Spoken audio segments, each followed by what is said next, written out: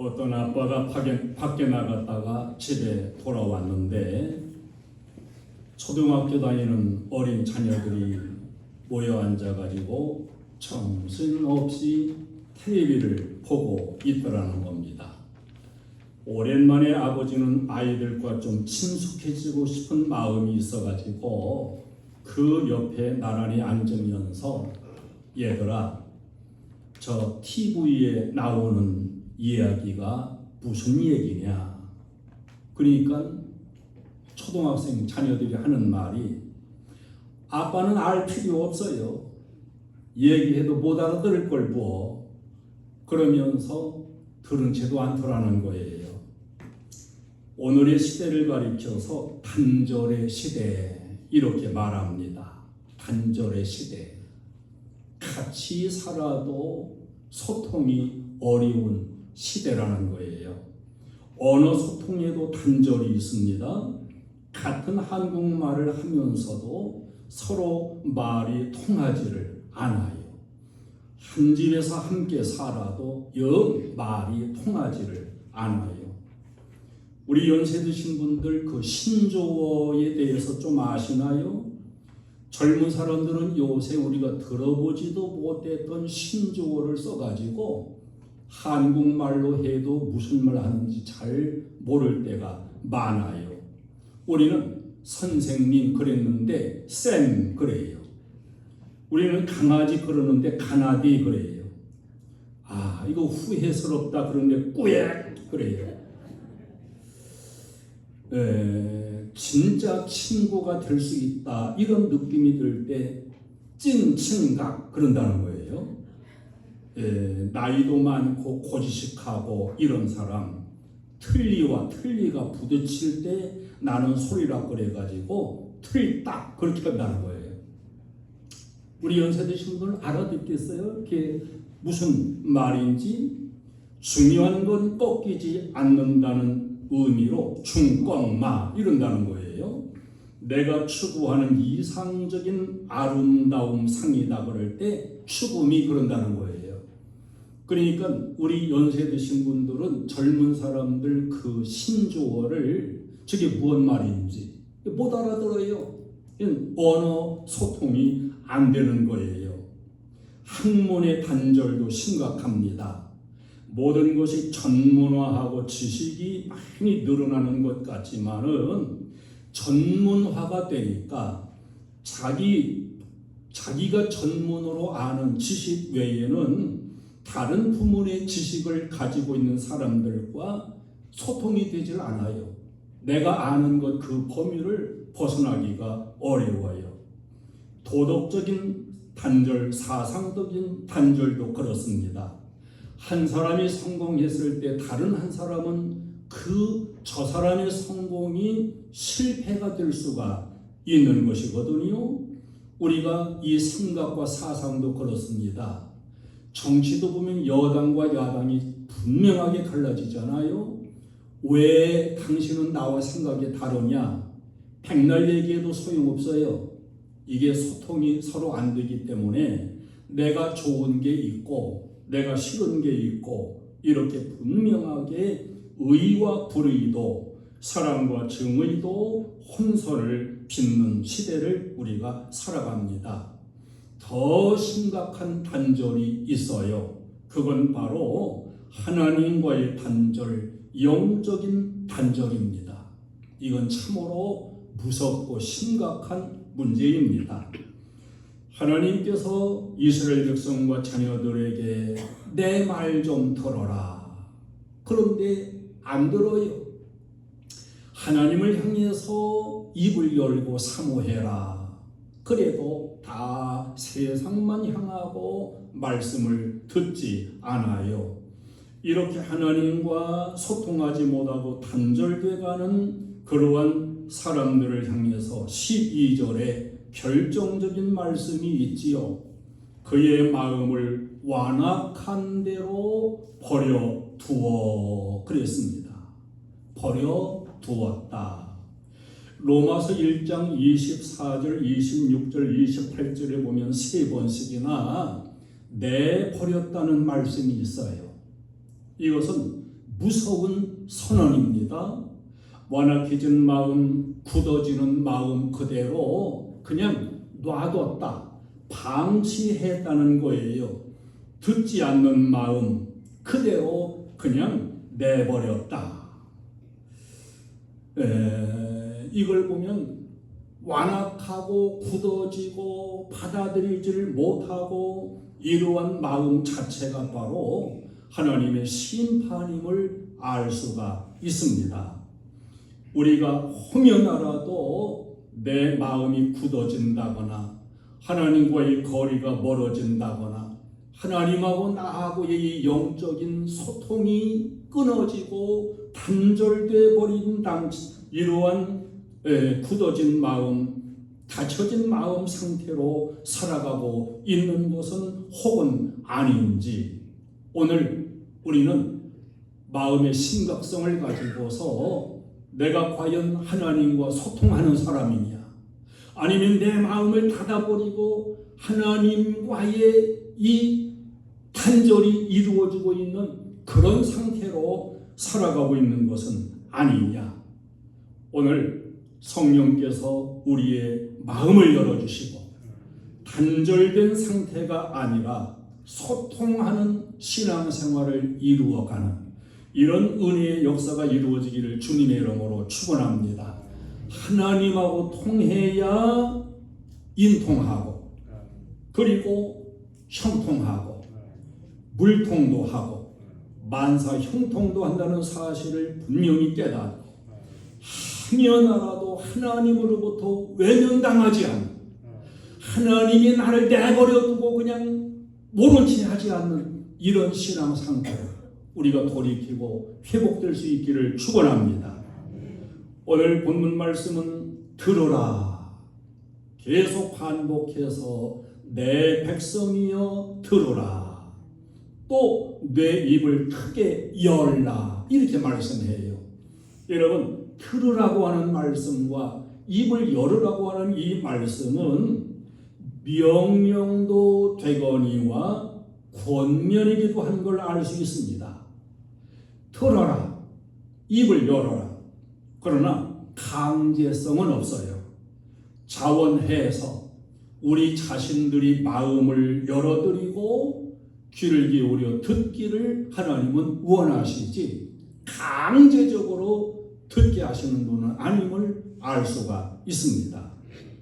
들어라, 이 말씀은 믿음의 자세를 가지고 마음을 열라고 하는 그런 말씀이에요. 요한계시록 3장 20절에서 볼지어다 내가 문 밖에 서서 두드리노니 누구든지 내 음성을 듣고 문을 열면 내가 그에게로 들어가 그는 나로 더불어 먹고 나는 그로 더불어 먹으리라 이렇게 말씀을 해요.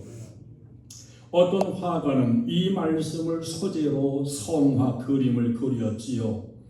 예수님께서 굳게 닫혀있는 문, 오래전에 닫혀서 열려지지 아니한 문, 이기가 끼어있고 먼지가 끼어있는 그런 문 앞에 서셔서 그 문을 두드리는 이러한 그 성화를 그렸어요. 여러분, 그 문은 사람의 마음 문을 상징합니다. 그 문에는 손잡이가 없어요. 손잡이가 없는 문을 주님은 계속 두드리고 계신 겁니다. 밖에서 문을 확 열어줘 주시는 것이 아니고 두드리면서 안에서 문을 열어주기를 계속 기다리고 계시는 주님의 모습입니다. 오늘도 주님은 우리의 마음은 밖에서 우리 마음을 자꾸 두드려요. 열어라. 그리고 나와 소통해라. 내 말을 들어라. 우리가 문 열어드리기를 기다리는 주님 앞에 여러분 마음을 닫지 말고 마음을 걸어 잠그지 말고 활짝 여시기를 바랍니다. 신앙생활의 모습을 보면 은혜도 충만하고 신앙의 만족을 느끼고 보람 있는 신앙생활을 하는 분도 있고 반대로 은혜는 메말라 버리고 그저 교회를 어쩔 수 없이 어영부영 다니는 그런 사람도 있습니다. 이렇게 설교하면서 강단에서 보면은 다 사랑스럽고 다 귀하지요. 그런데 그 중에는 그렇지 않은 분도 있어요. 누구냐? 차라리 피곤해서 조는 분은 엄청 피곤한가 보다. 그래서 그래도 조금 이해될 수가 있습니다. 그런데 그 중에는 전혀 은혜의 사모함이 없고 예배의 정성도 없고 딴청 부리는 그런 사람이 있어요. 보면 알지요. 그저 딱 팔짱을 끼고 말이에요.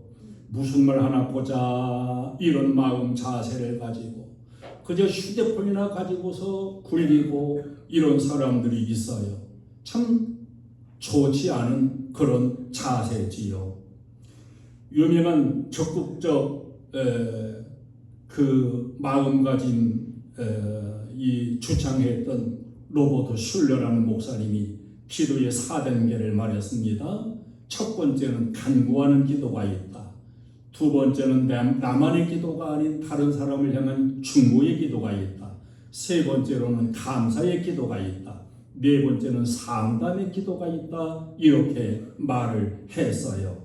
내가 가진 기도 제목을 놓고 하나님 꼭 이렇게 해주셔야 돼요. 안 해주시면 좋지 못해요. 이렇게 관철하려는 게 아니고 내 기도 제목을 상담 제목으로 하나님 앞에 내놓으면서 묻는 기도를 말해요. 하나님 뜻대로 하시옵소서. 제가 이걸 받아야 될까요? 받지 말아야 될까요? 제가 이 길을 가야 할까요? 가지 말아야 할까요? 주님의 뜻이라면 내가 따라가기도 하고 주님의 뜻이라면 내가 그만 중지도 하겠습니다. 이런 그 상담적인 기도, 이게 응답받을 좋은 기도다. 받아서 좋은 것이라면 받아서 좋은 것이고 없어서 좋은 것이라면 없어도 좋고 하나님의 뜻대로 하시옵소서. 다만 주님의 뜻을 가르쳐 주셔서 주님의 기쁘신 뜻을 내가 따라가게 하옵소서. 이런 그 순종의 마음적인 그런 그 상담의 기도를 말했습니다. 우리는 내가 생각하는 것을 하나님 앞에 고집을 부리면서 관철시키려는 자세는 좋은 자세가 아니에요. 내가 원하지 아니하는 것일지라도 주님의 뜻이 이것이라면 아멘 이렇게 받아서 순종할 수 있는 이런 그 마음 자세가 바른 자세인 것입니다. 마태복음 8장에 보면 예수님께서 이스라엘 사람도 아닌 로마 사람 군인 백부장을 칭찬하시는 게 나와요. 왜 칭찬하시느냐? 내가 가서 고쳐주마 이럴 적에 이 백부장이 하는 말이 주님이 내 집에 들어오시는 건 내가 감당할 수 없으니 말씀만 하옵소서. 나도 내 수하에 부하도 있고 내 상관도 있고 상관이 나를 오라면 내가 가고 내 부하가 오라 그러면 내 부하가 옵니다. 주님이 말씀만 하시면 될 걸로 내가 믿사오니 말씀만 하옵소서. 참 아름다운 믿음이에요. 그래서 예수님이 내 믿음대로 될지어다 그리고서 그의 그 소원하는 바를 채워주시는 이런 그 모습이 나옵니다. 여러분, 주님께서 나에게 말씀만 하옵소서. 이게 주님 뜻으로 내가 확신만 한다면 그 뜻을 절대 순종하여 따르겠습니다. 할렐루야. 이런 그 절대 순종적인 자세가 아름다운 자세예요. 미국에서 남북 전쟁을 할 때에 어떤 장군의 딸이 밖에 나갔는데 잘 모르는 사람이 와가지고 인형을 닮은 아주 보석같이 생긴 좋은 상자를 선물로 주고 갔습니다. 그래 이 어린 딸이 그 아주 좋게 보이는 선물을 받아가지고 좋아라 그러면서 집에 돌아와 자기 아버지에게 자랑을 하는 거예요. 아버지가 가만히 주시해 보다가 너 이거 누가 주더냐? 어떤 사람인지 모르는데 어떤 사람이 주었어요. 어떻게 생겼대? 키가 큰 사람이었어요. 얘야, 내가 너 사랑하는 것 알지? 예. 내가 정말 너를 사랑하는 줄 알거든. 이거 빨리 갖다가 버려. 그러니까 딸이 이렇게 좋게 생긴 걸 왜 버리라고 하느냐고 징징거려요. 그러나 아버지는 단호하게 내가 너를 사랑하는 것을 알거든. 빨리 가서 버리고 와라. 그래가지고 이 딸은 울면서 밖에 그걸 버리고서 돌아서는데 그게 팡 터져버렸어요. 바로 폭탄이었습니다. 이 장군을 죽이려고 적군에서 보내진 선물을 가장한 폭발물이었어요. 여러분, 하나님은 우리에게 무엇이 좋은 것인지 아시고 무엇이 해로운 것인지도 아십니다. 하나님이 버려라 그러면 버리는 게 복이고, 이걸 받아들여라 그러면 그걸 받아들이는 게 복이에요. 이걸 잡아라 그러면 그걸 잡는 것이 바로 복이 됨을 우리는 믿어야 됩니다. 하나님을 향해서 영의 귀를 여세요. 그리고 하나님이 무엇라고 말씀하시는지를 들으세요. 마음을 닫지 말고 하나님으로부터 주시는 말씀마다 아멘으로 받으면서 하나님과 소통된 신앙의 삶을 사는 저도 여러분도 되시기를 축원합니다. 내 입을 크게 열라 내가 채우리라 이렇게 말씀해요. 여러분도 사진 찍기 좋아하지요? 어떤 사람들 보면 사진 찍기를 유난히 좋아하는 사람들이 있어요. 찍고 또 찍고, 한 번 더 찍고, 가려면 한 번 더 찍고. 하여튼 저는 그렇게 많이 찍는 건 별로 안 좋아하는데, 하여튼 좋아하는 사람들이 있더라고요. 그 사진을 찍으려도 어떤 그 의미를 가지고 감각을 가지고 이렇게 찍는 건 좋은데, 그냥 그저 의미 없이 감각 없이 되게 사진을 팡팡팡 찍는 사람들 보면은 역광에서도 막 찍어요. 역광 찍어놔봐야 새카마르고 잘 보이지도 않아요. 이 사진 작가들이 자연의 아름다움을 어떻게 어떤 시각에서 포착하는지를 유념해서 보면은 대개 두 가지의 시각이 있다 그래요. 제일 아름답게 생각하는 것은 산도 있고 물도 있고, 산과 물이 함께 있는 그 광경을 찍는 것이라는 겁니다. 산만 있어도 좀 삭막한 그런 감이 들고 물만 있어도 좀 재미가 덜하고, 그래서 산과 물이 함께 어우러진 그런 그 풍경을 배경으로 사진 찍을 때에 작품이 살아난다는 거예요. 여러분은 뭐 찍고 싶은 대로 찍으세요. 그리고 산과 물이 있거든 그렇게 또 찍어보세요. 또 아름다움의 극치를 묘사하는 것은 어미새가 새끼에게 모이를 먹이는 장면이라고 합니다. 모기를 먹여주고 받아먹는 그 장면이 아름다움의 극치라는 거예요. 어미새가 새끼가 스스로 날면서 모이를 작업할 때까지 이제 모이를 물어다가 열심히 새끼를 키우는데, 어미가 부지런히 날라다 먹여요. 입에 물고 와서 먹이기도 할 뿐만 아니라 어떤 새는 먹어놨다가 이 목을 비틀면서 다시 토해가지고 먹이는 그런 경우도 있어요. 아직 눈도 뜨지 못한 이 새끼들은 어미새가 모이를 물고 오면은 어미새가 가까이 온 것을 딱 직감하고서 입을 딱 벌려요. 그때 보면은 아무것도 없고 입만 있어요. 입만 크게 벌리고 이렇게 짹짹짹 끓는데, 어미새는 차례차례 먹여줍니다. 제일 입을 크게 벌린 새끼부터 먹입니다. 그런데 이미 받아 먹은 놈도 또 먹었어도 입을 벌린다는 거예요. 어미는 그것을 다 안돼요. 입을 벌려도 너는 가짜야. 그리고 크게 벌린 놈, 이게 배고픈 놈, 못 먹은 놈은 입을 크게 벌린다는 거예요. 그래서 입을 크게 벌린 놈부터 해가지고 이렇게 모이를 먹인다는 겁니다. 자, 만약에 병들었거나 소화가 잘 못 시키거나 이래가지고서 약한 놈은 입을 크게 벌리지 못하고, 입을 크게 벌리지 못한 새끼는 점점 약해지다가 죽어요. 모이를 모아다가 물어다가 먹여주는 건 어미새가 하지만 입을 벌리고 받아먹는 것은 새끼새가 해야 할 몫이라는 거지요. 어미새가 아무리 모이를 물어다가 먹여주려고 해도 이 새끼가 입을 닫고 있으면 결국 그 새끼는 먹을 수도 없고 자랄 수도 없고 죽고 마는 겁니다.